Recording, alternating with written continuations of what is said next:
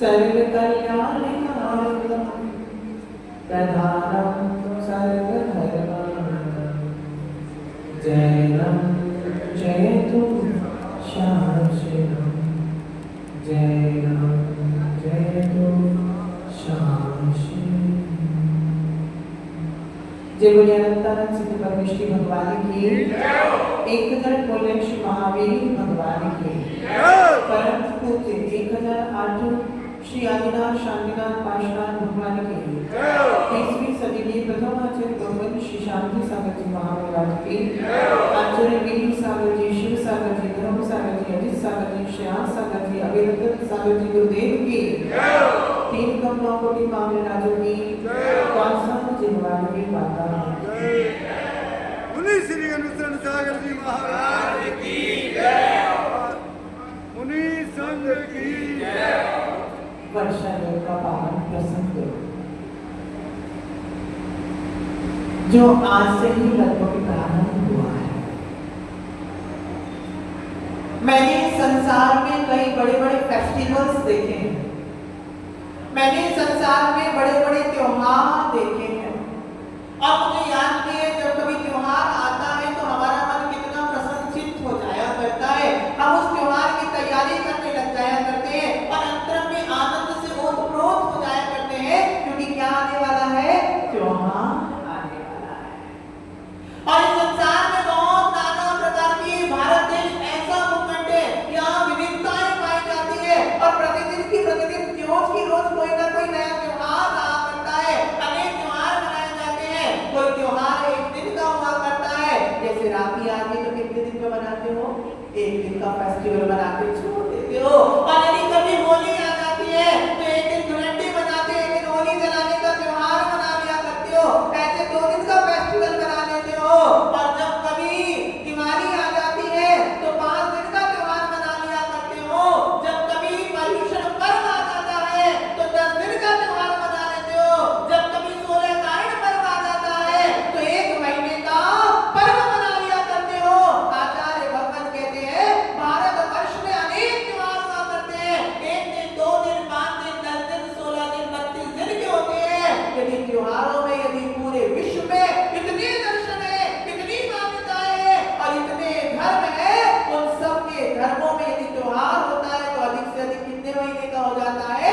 1 महीने का हो सकता है। लेकिन एकमात्र जिन शासन ऐसा त्योहार है, जिन शासन ऐसा दर्शन है जिसमें एक त्योहार जो होता है वो 1 महीने का नहीं होता, 2 महीने का नहीं होता, 3 महीने का भी नहीं होता, अभी तो आचार्य ने कहा है वो त्योहार 4 महीने में चातुर्मास के रूप में होता है, जिसमें हर घर में मर्यादाएं बन जाती है, शुद्ध भोजन बनना प्रारंभ हो जाता है। 9 में और जिसमें घर घर में शुद्ध भोजन बनने लग जाता है, घर घर में मर्यादित भोजन बनने लग जाता है।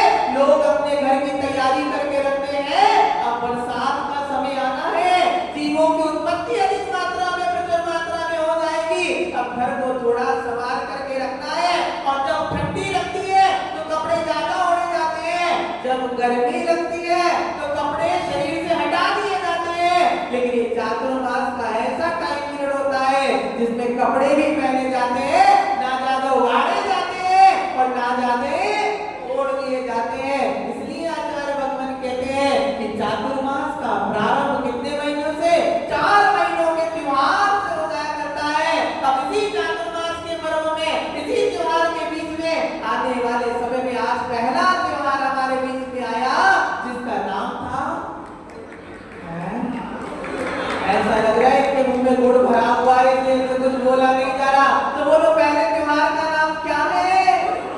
यानी आज तो त्योहारों की श्रृंखला प्रारंभ हो चुकी है, आज से पर्व की श्रृंखला प्रारंभ हो चुकी है। और वास्तविकता में भी देखो, इस चातुर्मास में यदि पहला त्योहार दिया गया तो उसका रिलेशन रखा गया तो गुरु से रख दिया गया, क्योंकि गुरु आत्मीय शक्ति हुआ करती है, गुरु अंतरंग शक्ति होती है।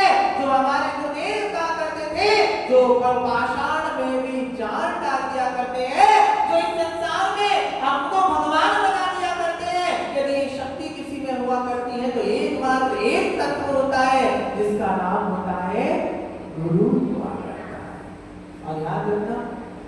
गुरु जरूरी नहीं कि आपकी उम्र के दहलीज के पड़ाव पर, अंतिम पड़ाव पर ही मिले। हमारा दर्शन कहता है, जिन शासन कहता है, जीवन की शुरुआत भी गुरु से होती है और जीवन का अंत भी गुरु से ही होता है। जब हम प्रारंभिक रूप में माँ के गर्भ से पैदा हुआ करते हैं, जब माँ के गर्भ से प्राण निकला करते हैं और गर्भ से निकलने के बाद वो माँ हमारी प्रथम गुरु हुआ करती है, जो हमारा लालन पोषण किया करती है, वो हमारी प्रथम गुरु हुआ करती है, जो हमारे जीवन का ध्यान रखा करती है और हमारे को जिंदगी दिया करती है। इसलिए यदि आगम में कहा गया प्रथम गुरु यदि कोई है तो वो कौन है? माँ हुआ करती है। याद रखना, वो माँ शब्द बहुत छोटा है, आज पर्व भी वैसे है। गुरु पूर्णिमा, पूर्णिमा का अर्थ जानते हो? चंद्रमा का पूर्ण हो जाना। और यहाँ पर लिखा हुआ है गुरु पूर्णिमा अर्थात गुरु पूर्णिमा। गुरुदेव कहा करते थे, यदि प्रारंभिक अवस्था से यदि कोई प्रथम गुरु है तो एकमात्र आपकी माँ हुआ करती है, जो आपका लालन पोषण भरण पोषण किया करती है और आपको उस दहलीज पर तैयार करती है। उसके बाद आपके पिता मिलते हैं, जो आपको संस्कारित किया करते हैं, जो आपको उठने बैठने का ढंग सिखाया करते हैं। उसके बाद जब आप और बड़े हो जाते हो, जब आप स्कूल में पढ़ने, विद्यालय में, गुरुकुल में चले जाते हो, तो वहां पढ़ाने वाले अध्यापक आपके गुरु हुआ करते हैं।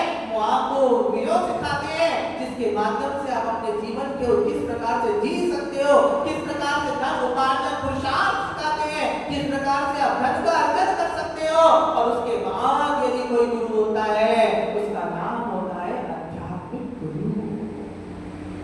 याद रखना, इस हुंडा सर्पणी काल में अनेक तीर्थंकर हो गए।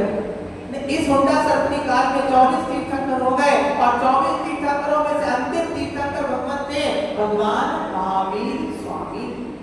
और ऐसा कहते हैं कि भगवान को केवल ज्ञान हो गया और केवल ज्ञान होने के बाद भगवान बस निरंतर अपने ध्यान में मग्न रहा करते थे और शिष्य की खोज कर रहे थे, शिष्य के लिए पहचान कर रहे थे, आखिर शिष्य कब मिलेगा, शिष्य कब मिलेगा। और देखो आज वो पावन दिवस था, आज वो गुरु पूर्णिमा का महान पावन दिवस था, जब भगवान महावीर को गौतम गणधर जैसा शिष्य की प्राप्ति हुई थी।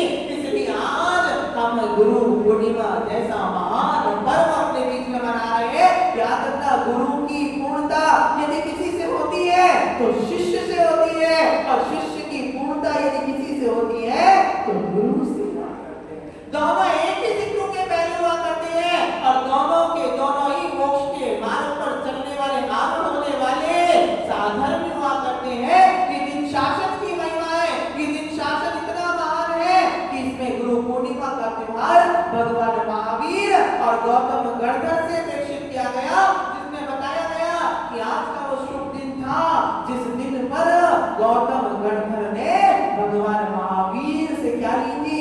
जैनेश्वरी दीक्षा। आज का वो, हम तो गुरु पूर्णिमा मना रहे हैं, लेकिन हमको ये नहीं पता आज वो पावन प्रसंग है जब एक नहीं, दो नहीं, तीन नहीं, कितने शिष्य थे? 500। इंद्रभूति गौतम गणधर के 500, वायुभूति के 500, ये तीन भाई थे, तीनों भाइयों के 500 शिष्य थे। और 500, 500, 500, 1500 और 1503 शिष्यों ने आज ही के पावन दिवस पर भगवान महावीर के समक्षण में बैठ करके क्या किया था? जैनेश्वरी दीक्षा को धारण किया था। और आज ही भगवान महावीर स्वामी गुरु की उपाधि को प्राप्त कर पाए थे। आज ही भगवान महावीर स्वामी ने उस गुरु के आसन को संभाला था।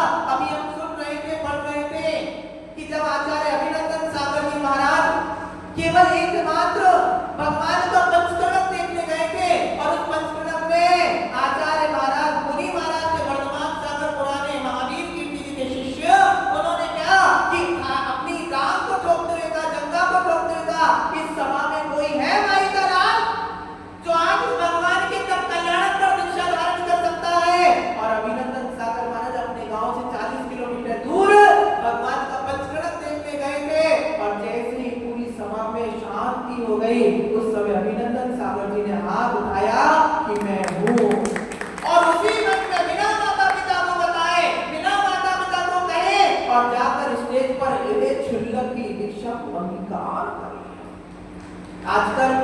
वैराग्य इतना पपोगड्ढा सा हो गया है।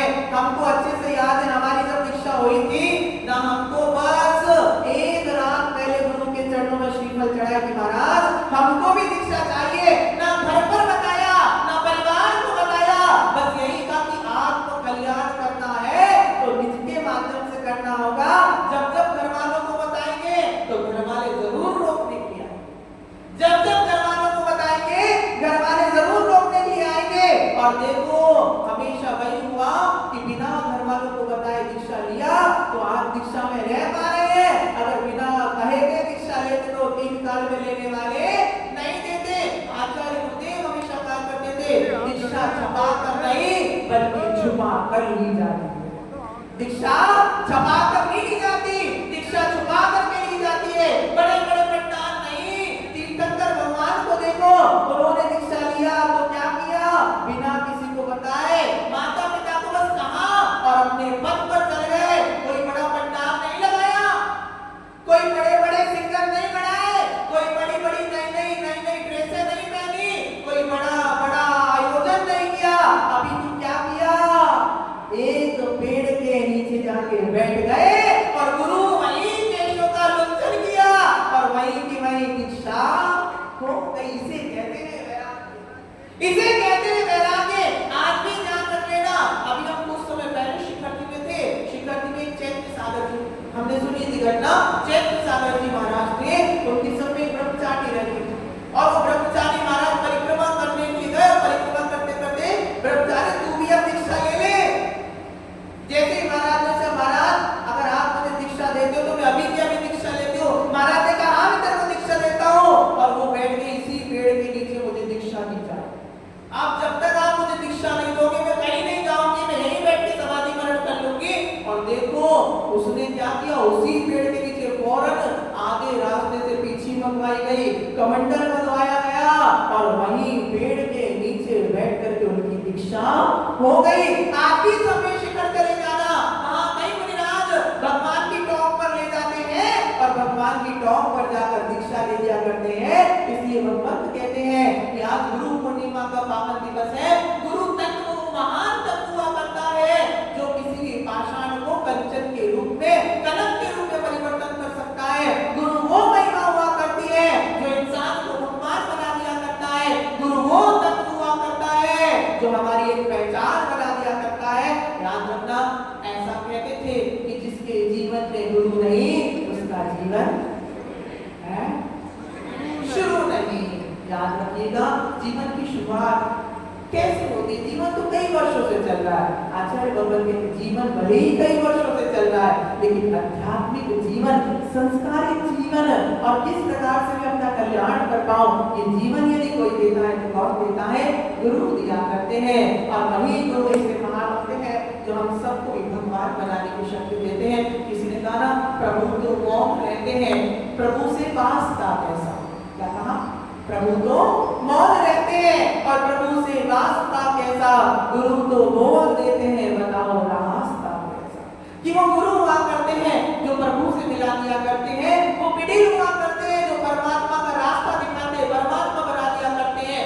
आज वो पावन प्रसंग है, हम भी अपने गुरुजनों के चरणों में श्रद्धा से नतमस्तक होकर त्रैभक्ति पूर्वक बस एक ही बात कहते कि हे भगवान, जब कभी भी मरण हो तो मेरी आवश्यकता नहीं, मुझे इच्छा नहीं कि मैं आपके साथ रहूं, क्योंकि याद रखना क्या पता गुरु जी को कब मोक्ष हो जाए, हमें कब मोक्ष हो कोई पता नहीं है। हम प्रभु से ये नहीं मांगते कि प्रभु हमें गुरु जी के साथ मोक्ष कर देना, बल्कि हम तो प्रभु से इतना मांगते कि प्रभु यदि हमारे मन में अपने गुरु के प्रति अंतरंग श्रद्धा थी, वो जहाँ भी जैसे भी कहीं भी थे, बस प्रभु इतना मांगते हैं हमें कुछ नहीं देना, जिस स्थान से हमारे गुरु को मोक्ष हो वही स्थान से हमें भी किसी भी काल में मोक्ष हो जाना।